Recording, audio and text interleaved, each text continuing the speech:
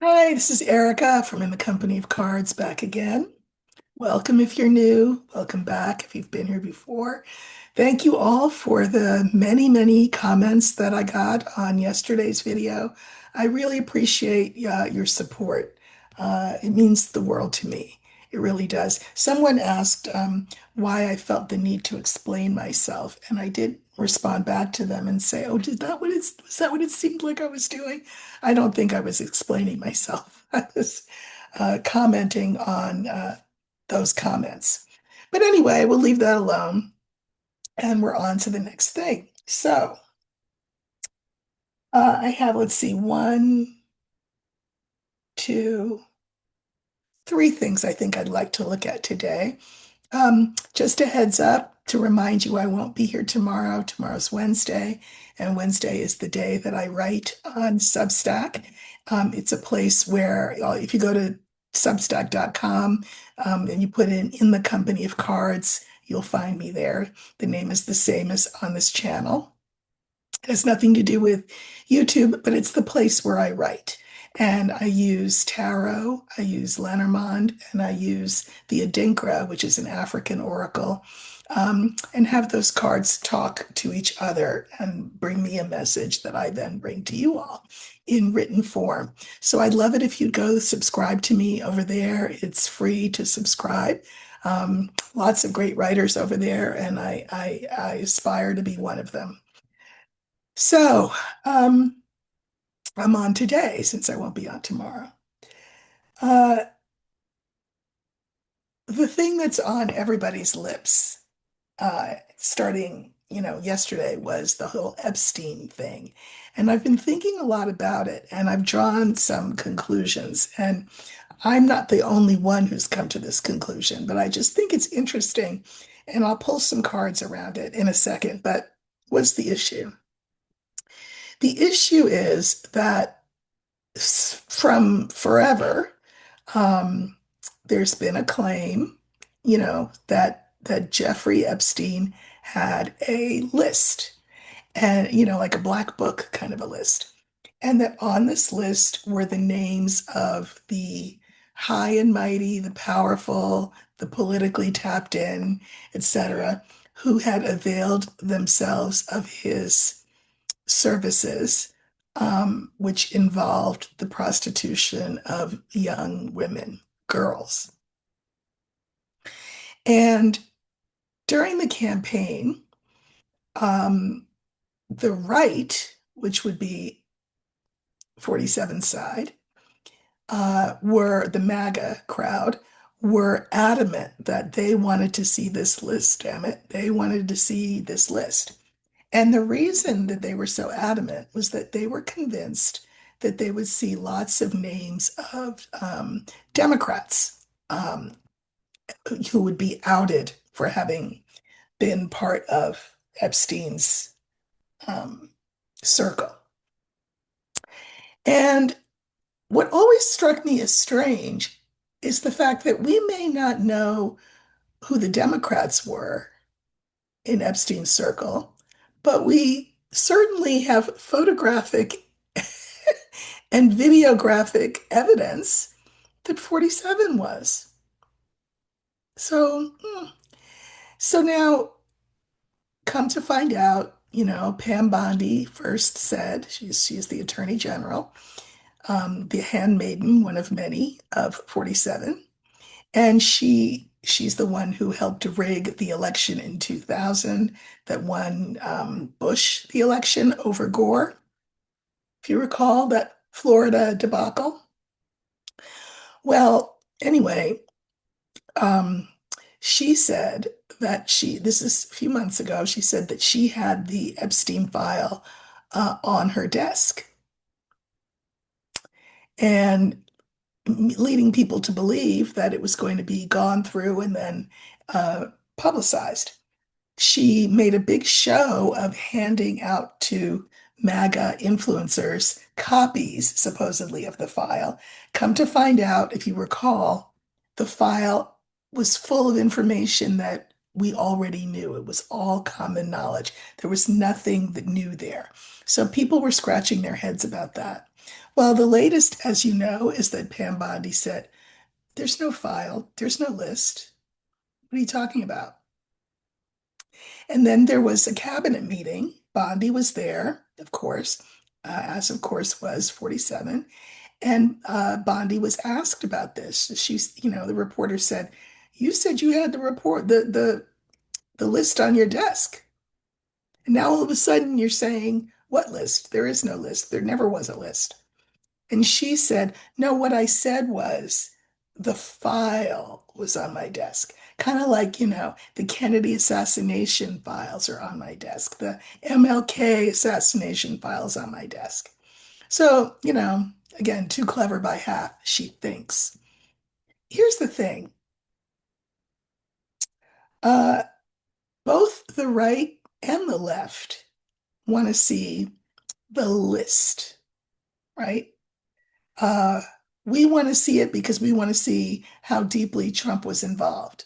The right wants to see it because they want to see what Democratic names are on there.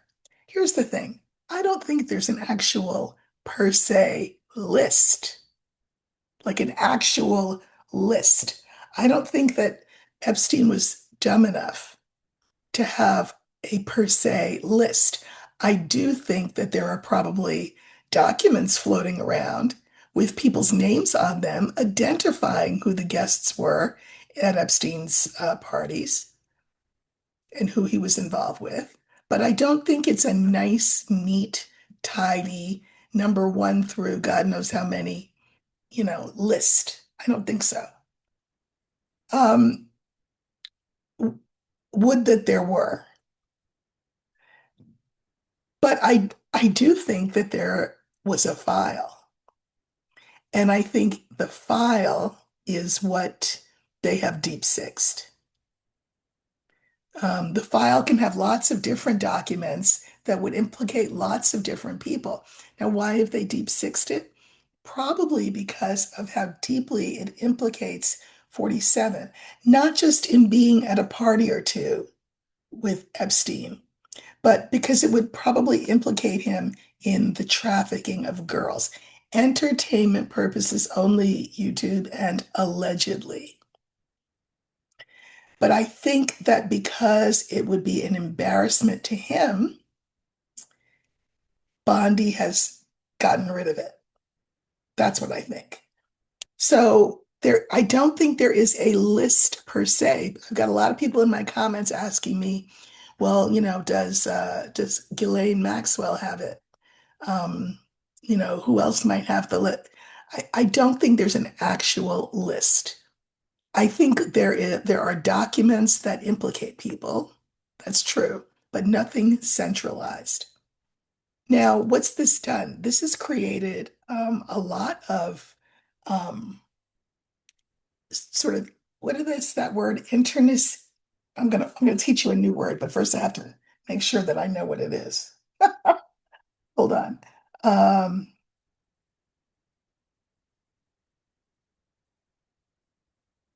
yeah, right. This is the word I want. It's called internecine. Internecine. Internecine is an adjective. Yeah, it's a history of savage. Here's it's used in a context. The region's history of savage internecine warfare.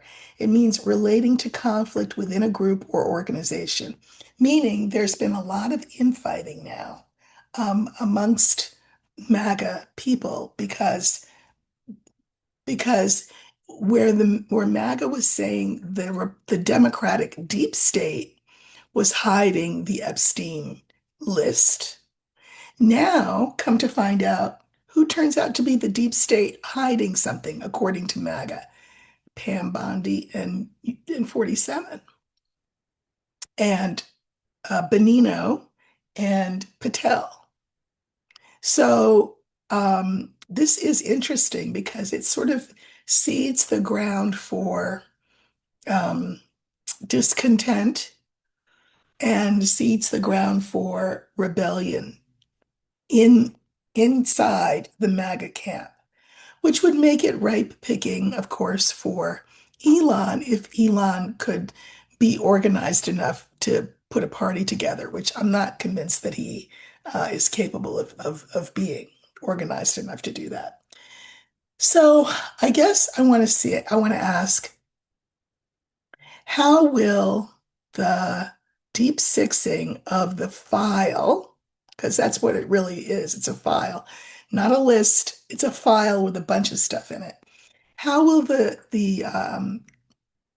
whether they've destroyed it, whether they've hidden it, I don't know. How will that affect MAGA? That's what I'd like to know. How will that affect MAGA? I'm going to use the letter, and that'll stand for the documents with people's names on them. Again, it's not a list. So we want to know, how will the disappearing of the Epstein file affect MAGA? Okay. So we're going to use the letter, and that will stand for the documents file. How will that affect MAGA?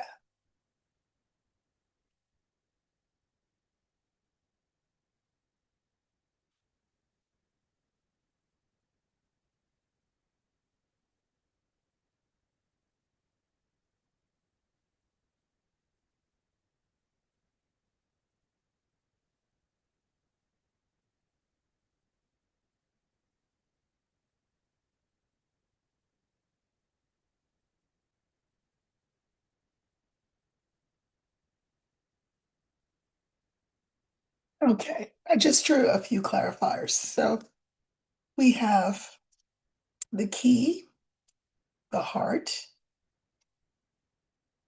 the Epstein file, which is many documents, not a list, crossroads, and we have the young woman at the end. So I think that, you know, the MAGA faithful really want to get to the bottom. They want the answer about the trafficking of these young girls. They want the answer. Again, they're convinced that it's Democrats who were a big part of this. The rest of us feel as though there were tons of names on there. Some of them Democrats, some of them Republicans, some of them judges, uh, some of them whoever. Uh, that a lot of people could go down if it was discovered how people participated in this trafficking. But MAGA really wants to know. Um, they really, they've really hung their hats on this whole idea. And because now Pam Bondi says, what file? What list? I don't know what you're talking about. This could cause them to look elsewhere other than at 47. For that reason and for a lot of other reasons, I think he's incredibly vulnerable, and that the way they've handled this whole Epstein thing is part of increasing his vulnerability with his own population, his own group, MAGA. So here we have the file, the Epstein file, and the clarifiers are clouds, anchor, and child. Sure, because here's the file. The goal is to say, file? What file? What are you talking about? Pay no attention to that man behind the curtain. There was no file. To deep six it, to sink it, and to minimize it. As 47 said, are you still talking about that creep, Epstein, when there's stuff going on in like Texas? Like he cares about what's going on in Texas with the flooding. But it's to minimize um, put out of mind the Epstein situation. I don't know that that's going to work with his crowd. And that's what we're looking at, the MAGA people, how they will respond to the burying of this. So then we have the crossroads, and I said, this is them saying, I don't know if I want to stick with this guy. What's Musk doing over there? Clarifiers are the tree, the house, and the mice. So they have been with him for a long time. They've been loyal to him for a long time. They put him in the White House partially because he was going to let them know what the Epstein files were all about, the list. Um, and now, that loyalty is being eroded because now it looks like the White House itself and the administration are what they call the deep state, the not to be trusted deep state. Remember, Kash Patel was going to uncover everything and show us everything. And then it's like a balloon that just got popped and there's no air in it. And people are like, wait, what? We wanted you to serve us Democrats on a platter. Why aren't you doing that? And of course, they're going to say, um, the answer will be, well, what do you mean? There's no list. There's no. Um, but the question remains, what is it that they don't want MAGA to know? Well, obviously, they don't want MAGA to know that there's a lot of people who are not Democrats, if you get my drift, on that list. I mean, in those documents, in compromising descriptions in those documents.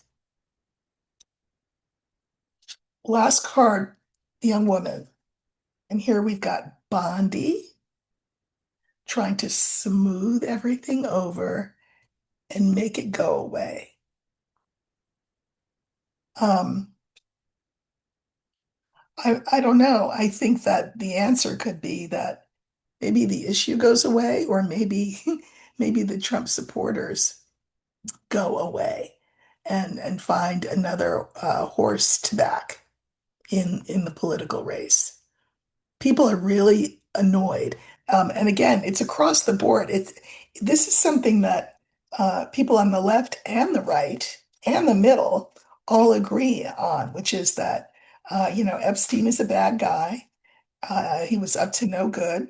Um, he trafficked young girls, and that there were people in high places who participated in the trafficking or who benefited from the trafficking.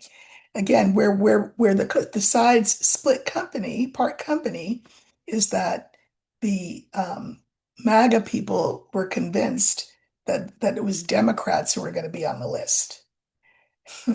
And I mean that's what MAGA thinks. The rest of us think there's some of everybody on that list, or in those documents. I keep saying list. There's no actual list in the file. In the file, we all want to see what's in the file. But I think that the information in the file would be so detrimental to 47. And, people forgive 47 a lot of things out of like 34 felonies, among other things. People forgive him a lot. But the idea that he could have benefited from and participated in the trafficking of girls, that might be a bridge too far for the MAGA faithful. And 47 knows that. Again, entertainment purposes only and allegedly. And so he has, I think, requested that a file be burned. Now, do other people have information? Sure. Ghislaine Maxwell, for one, has all kinds of information because she was, a procurer of girls for Epstein. And that's not allegedly. She's convicted of that. But uh, she's in jail for 20 years. What purpose would it serve for her to say, okay, here's the names on the list? I mean, is anybody offering her anything? Like, are they offering her a shortening of her sentence? No. So she's not going to talk. Any book she writes, she cannot benefit from because there's a law against that. So, do people know? Yeah, but nobody's talking. So this may be just one of those mysteries, like whatever's in Ivana's grave. This could be just a mystery that gets taken to the grave. Who knows? Okay. Two more things. Putin and 47. There has been a major falling out between them. Uh, 47 used an expletive when he said that, Putin says a lot of nice things, but it's all the expletive was the full word for the initials BS. Um, and he's really angry. He's really angry because he really thought that Pootie was his friend and that he could talk Pootie into whatever he wanted to talk Pootie into. But that's not how Putin works. Putin said something to Trump years and years ago, and I've always remembered it. And I thought, you know what? If Trump had been smart, he would have taken this to heart. Here's what Putin said. Putin said to Trump, you know what? You think that we're like you, and you think that because we look like you, meaning like they're all white people. We look like you. So you think we think like you and we act like you, but you're very wrong about that. And it's true. It's true. So now the latest is that 47 has decided that we are going to resume um, aid to Ukraine. Because remember, we stopped that. Uh, let's look at the war. And I think what I'll do is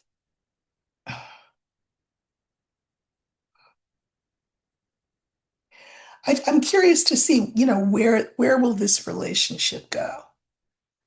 Um, I think that it is only just now starting to dawn on 47 the degree to which he's allowed himself to be used for Putin's ends. I think he didn't see it because he didn't want to see it. I'm not saying he's stupid. I'm saying he wanted to believe what he wanted to believe.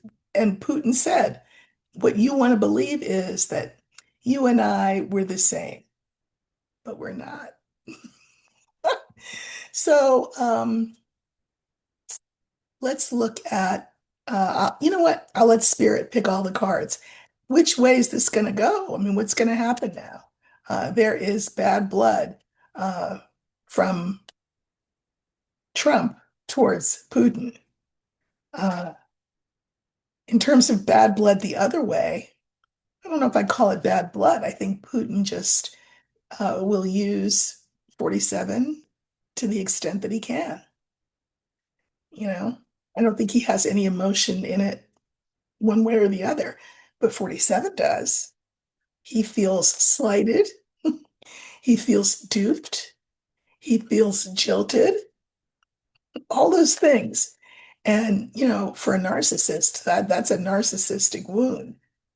And there will be consequences if you inflict a narcissistic wound on a narcissist.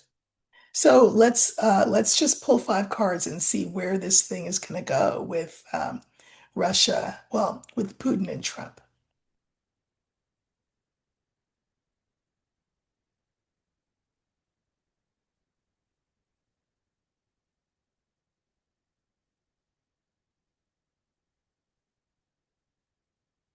Hey.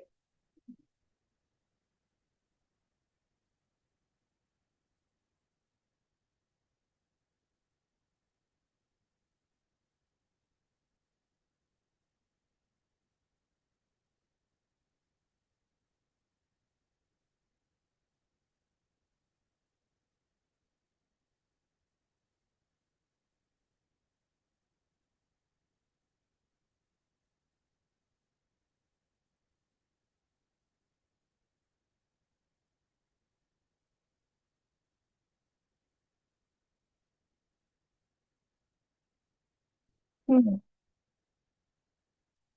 Okay, I just pulled a few clarifiers, but our original cards are crossroads, tree, look what's in the middle, the snake, the rider, and then star. So I'm looking really at the relationship between the two men because that'll affect how things go for the rest of us who are just kind of on the sidelines. So these crossroads, they are at cross purposes, um, and will be for some time. The snake in the center means no good thing. This is bad. Trump and Putin, for all intents and purposes, are now enemies. And remember that the concept of compromat, compromising material. We know that Putin has that on 47. We suspect so anyway. Entertainment purposes only and allegedly. Uh, Ryder, there will be news coming.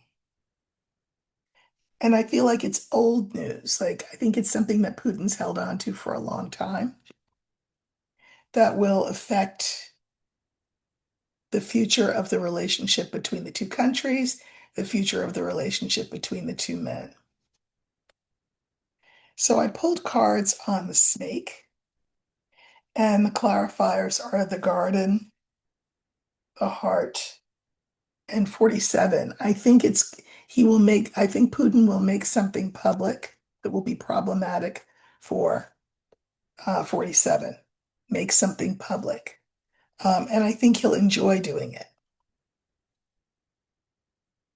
Um, Rider is our fourth card. The clarifiers are women, dog, and bouquet. Uh,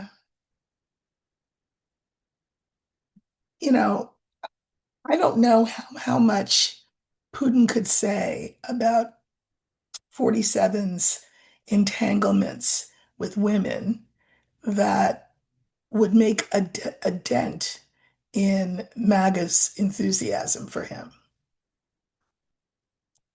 Um, because, I mean, he's been convicted of sexual assault and he's the president again. So I suspect that what will happen is that 47, once he's gotten over his snit, will try to make friends again with Putin and, dangle another carrot in front of him.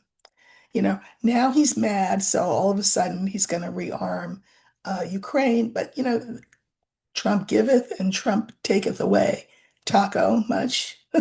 So he may have some kind of incentive that he will put in Putin's path to kind of ease things because he likes people to like him.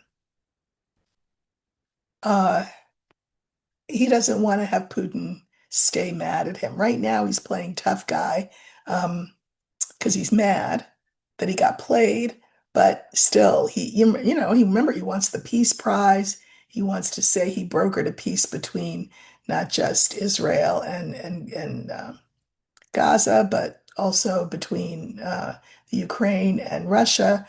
None of that's going to happen, but he really wants that, so he will try to make nice eventually with Putin.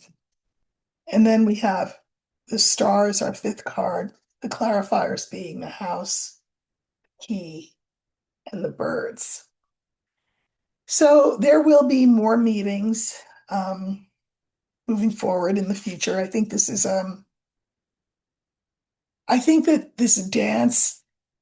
this is our first card. We'll go back and forth and back and forth and back and forth, kind of how you've seen happen with the Middle East, right? Where 47's mad at Bibi and then he's not mad at Bibi and then he's mad at Bibi and then he's not mad at Bibi. I think it'll be the same thing with Russia. Uh, so just again, the whole taco thing. Um, I think eventually 47 will come around. and want to make nice with Putin again, but not in the moment. And so, if Ukraine can short-term benefit by being rearmed, that's great.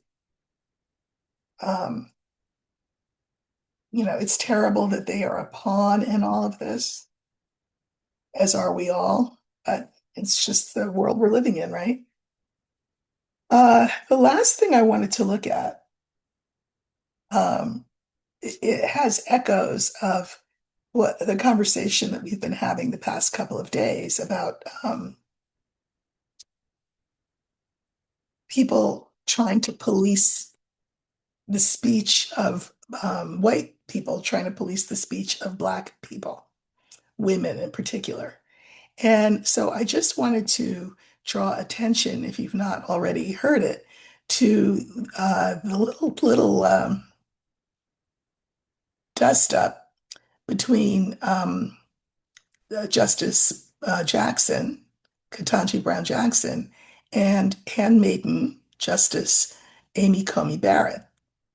So the dust up is over, if you recall, the Supreme Court conservative majority um, limited the powers of the district court judges to block presidential orders that are even if those orders are patently unconstitutional, right? You remember that case. And so before they went off for their summer break, uh, there was a dissent on the part of the liberal judges who said this was not a good idea. But Ketanji Brown Jackson decided that she was going to also do her own separate and apart dissent. And essentially, part of what she said is the majority was creating a zone of lawlessness within which the executive branch has the prerogative to take or leave the law as it wants. I mean, is that not what the majority decreed? That he can do whatever he wants and no district court judge can stop him? That's basically what they said. Ketanji Brown Jackson, Justice Jackson is arguing that the majority created a zone of lawlessness. Well, the handmaid had something to say about that. And she said, um,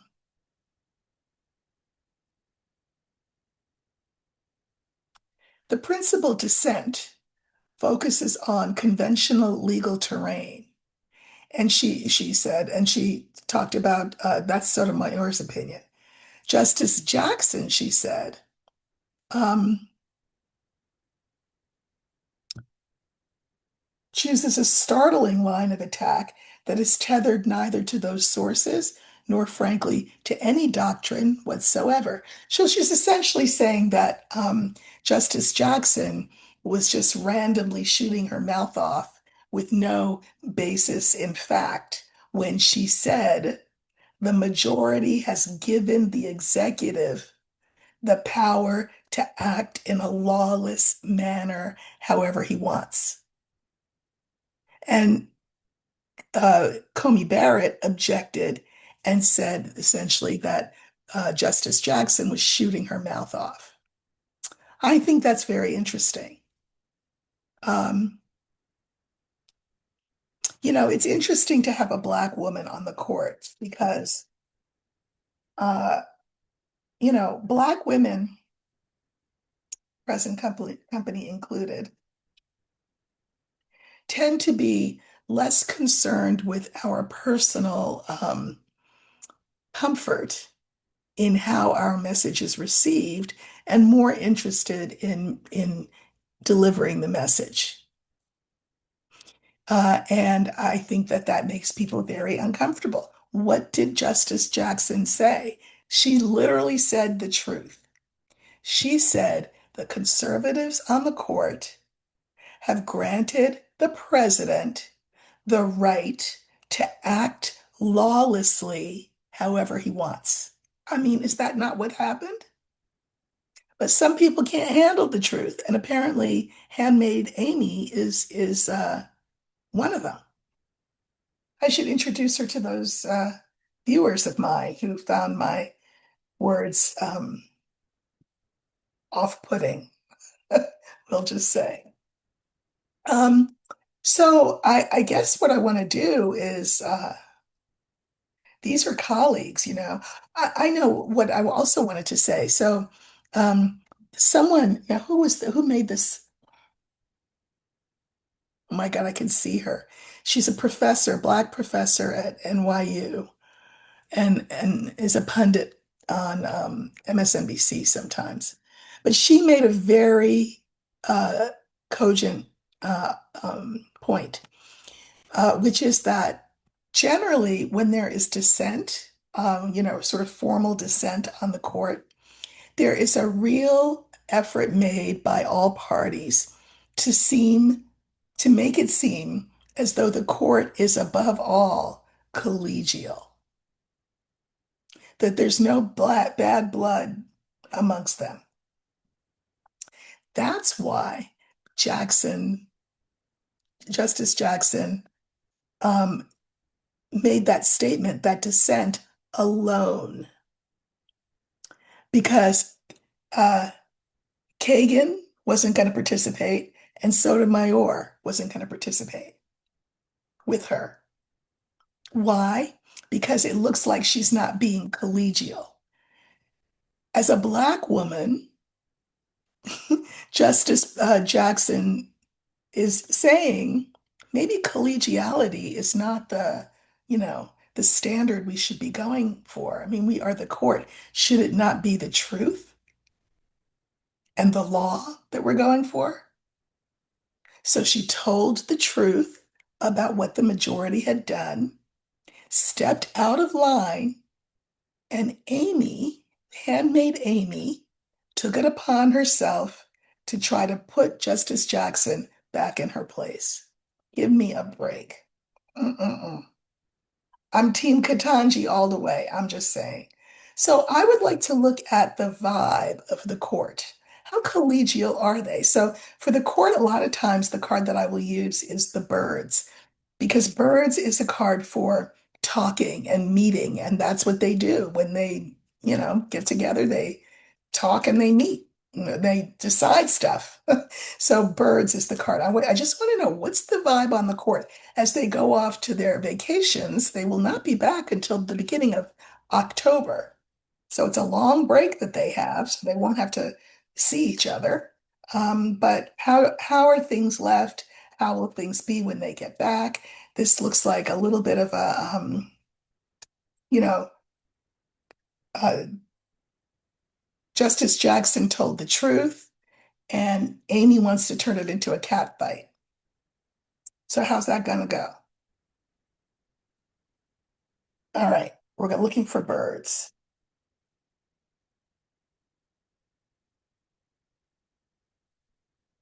I'm just gonna say, people should think twice before they try to get into a verbal battle with a black woman like Ketanji Jackson Brown Jackson, or Jackson Brown, whatever. Justice Jackson. It's not, you don't, it's not going to end well for you, because not for nothing, epigenetically speaking, meaning it's in our genes, in our blood, we have an oral tradition. We come from a people who had an oral tradition. And so our verbal skills, our way with words is on point. And Handmaid Amy may have gotten the last word, but I think Justice Jackson had the strongest word, the final word, which is to say, the court has given the executive, meaning Trump, the green light to act lawlessly. Okay, so let's look for these birds. How are things going with the court in terms of their their collegiality?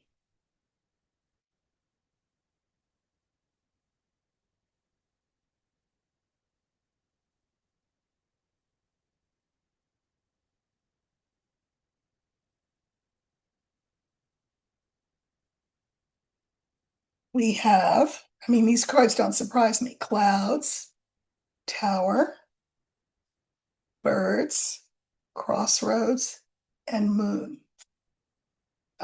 So as they go off on their summer breaks, and I'm sure they vacation, but they also do things like, they speak at events and they write books and all that kind of thing. So this whole thing has cast a pall on their reputation. I would argue that the majority opinions have cast a pall on their reputation. Back from the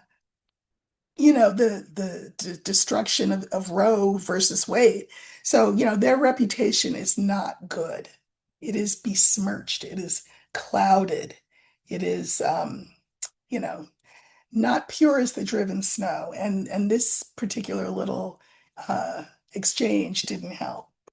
I think that they are each feeling not at all like a unit, but as islands, each unto themselves.